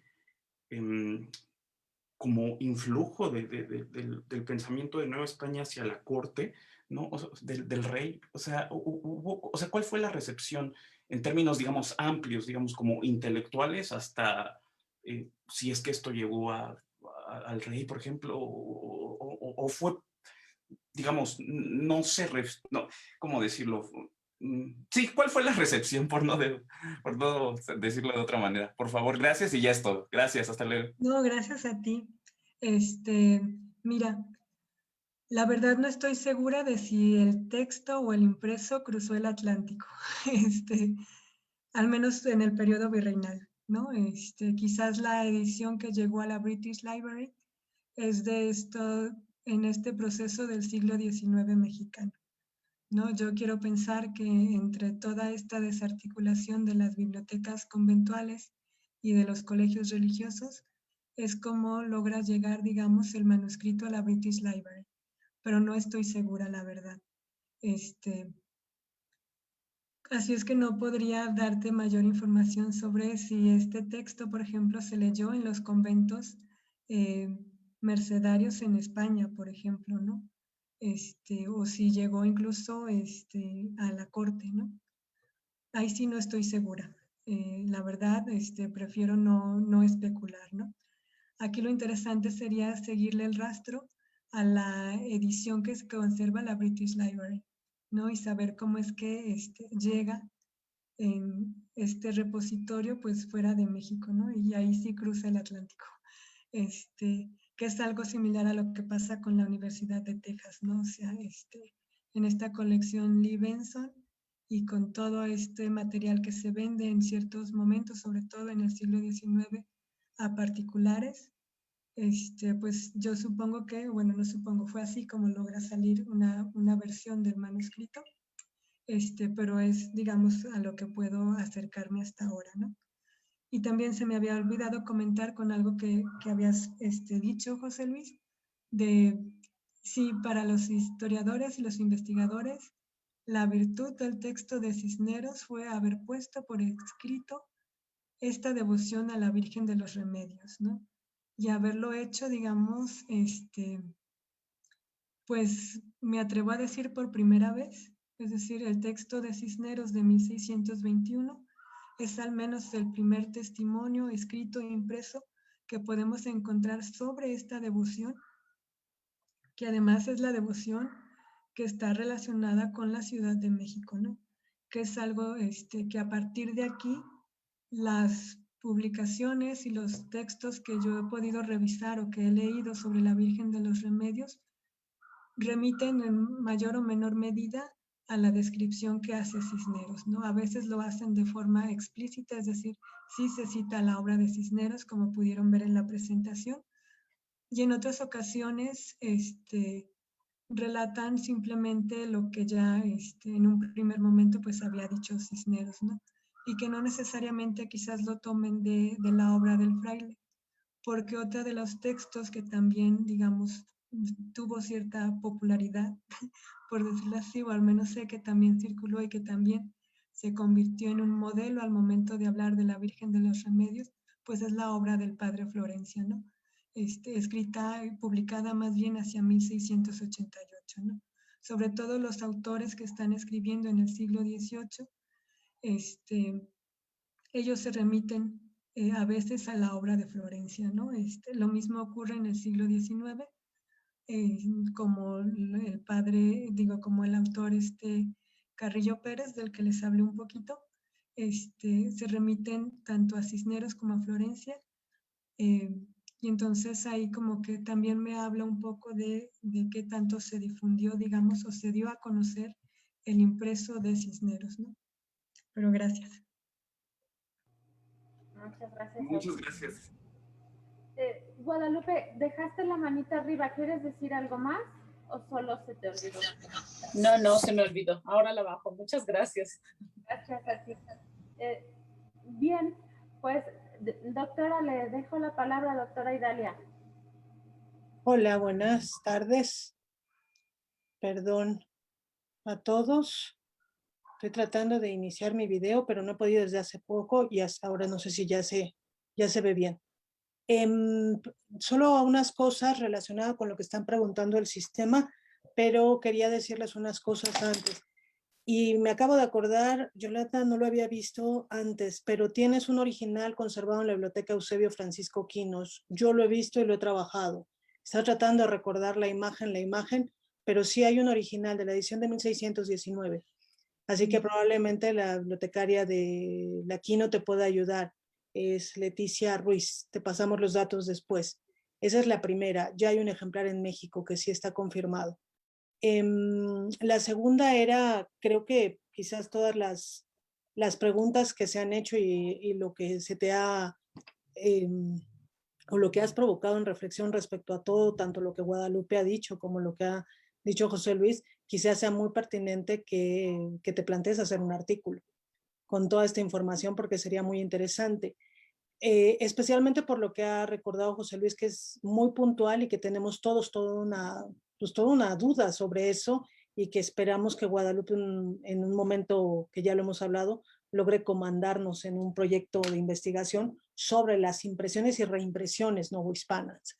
Especialmente por todo lo que Guadalupe nos ha aportado, no solo desde la imagen, sino desde el estudio de los impresos, y quizás a lo mejor esa metodología sobre la que te preguntamos sea importante que la consideres a partir de la base de lo que Guadalupe nos está dejando y que Claudia también ha mencionado, es decir, apuntar bien en qué tenor los preliminares nos ayudan, ¿no? a explicar el origen de una impresión y por qué, si esa impresión se da en un contexto cultural, qué efecto se busca tener, porque una de las cosas que a veces olvidamos es que promocionar estas devociones o ponerlas, ¿no?, sobre la mesa coadyuvaba mucho también al financiamiento de los trabajos de todas las órdenes mendicantes.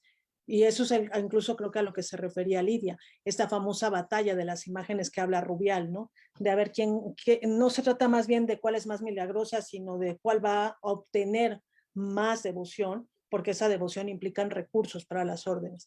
Yo creo que todo esto que te dijeron es muy interesante para eso, pero me toca cerrar. Les agradezco muchísimo a todos su presencia, muchísimas gracias a todos su participación. José Luis, Guadalupe engalanaron este evento, especialmente hoy por las cosas que se relacionan. Y lo que me queda decirles es, bueno, invitarlos a la próxima sesión, que es el 12 de mayo, evidentemente, de un programa que ya conocen y que van a tener abierto en el banner del Instituto de Investigaciones Bibliotecológicas y de la Información de la UNAM, que hemos tenido problemas con el sistema y por tanto les recuerdo a todos que el sistema está abierto. El sistema en esta ocasión nos va a ayudar a controlar la asistencia para quienes están interesados en obtener la constancia. La constancia es de participación y por tanto implica, digamos, el cumplimiento del 80% de asistencia y solo es para el ciclo. No se va a dar constancia de asistencia de participación por conferencia. Eso es un acuerdo que hicieron tanto la Universidad Autónoma del Estado de México con el instituto. La asistencia es para un ciclo de conferencias. Todas las demás personas que estén interesadas no en el ciclo, sino en asistir, como han visto, la Universidad Autónoma del Estado de México ha dejado abierto para que asistan libremente a escuchar la conferencia que les interese.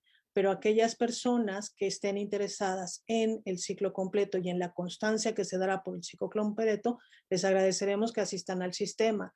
Las personas que están a cargo del sistema que se puso en el chat me recuerdan que ha habido un pequeño problema porque hubo una inscripción que rebasó nuestras aspiraciones y en ese sentido parece que hubo una confusión en esto y por eso me piden que lo precise. Probablemente todos se inscribieron, pero no todos están interesados en la constancia de asistencia. Entonces esto se va a ir regulando con el debido tiempo. Es la primera vez que este seminario usa el sistema de inscripción del Instituto del IBI y por tal razón no sabemos que si hay algún problema de este tenor, de mala comprensión sobre la información y o ha habido más inscripción de la que se había previsto. En cualquier caso, el sistema se está revisando. Cualquiera de las personas que esté interesada en asistir al ciclo de conferencias se va y que no pudo entrar porque el sistema empezó a rebotar, el sistema está siendo en revisión y será abierto en estos días, por lo tanto pueden verlo. De cualquier manera, mi correo electrónico pulga@ibi.unam.mx está abierto para cualquier, digamos, problemática que exista con las constancias o con los ingresos o con el sistema, para que yo pueda estarlo monitoreando durante el trayecto durante más bien el ciclo de las conferencias. Pues cualquier problemática que hubiese de este tipo, les agradecería que me escribieran a mi correo electrónico para que yo pueda monitorear caso por caso y darle seguimiento a todos para que todos puedan tener su constancia de asistencia, pero les recuerdo, es una constancia de asistencia por el ciclo. Entonces, si ustedes no más están interesados en asistir a una o a dos, no hay ninguna necesidad de que se inscriban en el sistema. Quienes están interesados es las personas para las que se abrió el sistema. Pero como toda esta información no se puede poner en el cartel, la estaré explicando y aprovecharé todo el espacio para los cierres de las conferencias para recordarlo. Sin más, Ana Cecilia, te cedo la palabra para que puedas cerrar esta sesión, a menos que haya alguna otra cosa que están... A ver, hay un comentario más. Parece que conviene que seguramente Yolanda quiere escucharlo. Dice de Blanca Garza Puig. En enero de 2019, en la serie de charlas sobre la exposición Tetzaveh del Museo de Templo Mayor, hacían referencia a esta virgen de bulto, traída desde España, que hasta fue colocada a petición de Cortés por un soldado, el mismo que la toma cuando dio inicio la batalla que terminará con la noche triste y que se esconde y olvida por cerca de 20 años. El comentario, no hay preguntas al respecto. Sí. Después tenemos una serie de felicitaciones y agradecimientos y espero que este asunto de las constancias haya quedado claro. Rafael Soldana, excelente sesión, muchas gracias. Patricia Enríquez también felicita a la doctora Yolanda y a la doctora Idalia. Lisbeth Naomi, gracias por compartir sus conocimientos. Y bien, pues ya lo dijo la doctora Idalia, agradecerles por su asistencia, reiterarles que los vemos el próximo miércoles 12 de mayo a las 12 del día con una también excelente y muy interesante participación de Carla Fumagalli, las ediciones de Sor Juana Inés de la Cruz en España, un recorrido material, una investigación en proceso. Doctora Guzmán, muchísimas gracias por iniciar con broche de oro este ciclo de las sesiones del seminario del escritor y manobrador. Muchas gracias a todos por su asistencia y Que tengan todos muy buenas tardes. Doctora Idalia, ¿quiere decir algo más? Nada más, Ana Cecilia, que me pidieron que pusiera el correo electrónico en el chat. Ya lo he puesto. Si les das un tiempo para que lo apunten. En ese correo voy a estar recibiendo todas las incidencias relacionadas con los problemas del sistema y la constancia. Cualquier duda que tengan sobre el ciclo y, no sé, información, por ejemplo, Yolanda sí ha puesto su correo electrónico, pero si hubiese cualquier otra necesidad de información sobre las conferencias o sobre las personas de las conferencias, también a través de mi correo puedo proporcionarles toda la información. Solamente eso. Gracias. Gracias. Muchas gracias a usted. Sí, dejo aquí, espero unos minutos para que puedan copiarlo y también agrego el mío para que también quien tenga alguna duda, lo que sea, estamos para servirles. Muchísimas gracias a todos. Muy buenas tardes y nos vemos el próximo miércoles 12 de mayo a las 12 de la tarde. Muchas gracias. Gracias a todos por asistir. Gracias.